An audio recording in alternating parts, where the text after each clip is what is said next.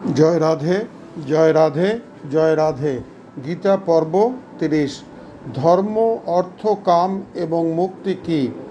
ধর্ম, অর্থ, কাম এবং মুক্তি এই চারটি হল চতুর্বর্গ, কিন্তু পঞ্চম পুরুষার্থ কৃষ্ণ প্রেমের তুলনায় এই চতুর্বর্গ পথের পাশে পড়ে থাকা একটি তৃণের মতোই অর্থহীন হয়ে যায়।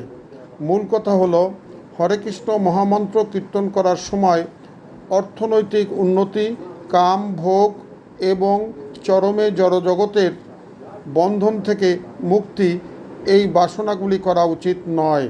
শ্রী চৈতন্য মহাপ্রভু বলেছেন, জীবনের চরম প্রাপ্তি হচ্ছে কৃষ্ণ প্রেম।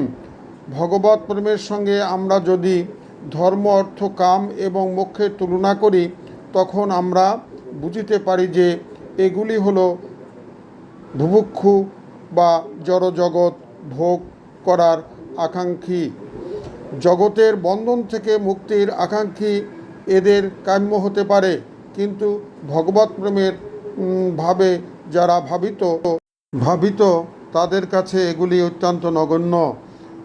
ভক্ত যখন পরমেশ্বর ভগবান শ্রীকৃষ্ণের ভাবনায় ভাবিত হয়, তখন সে ভক্ত যে কর্ম করেন সেই কর্মে ভগবত প্রেম থাকে।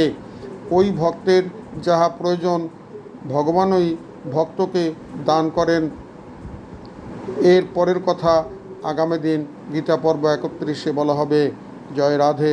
হে রাধা মাধব, সকলকে ভালো রাখো, সকলকে মঙ্গলময় রাখো, সকলকে সুস্থ রাখো, তোমার ভক্তে পরিণত করো। জয় রাধে, জয় রাধে, জয় রাধে।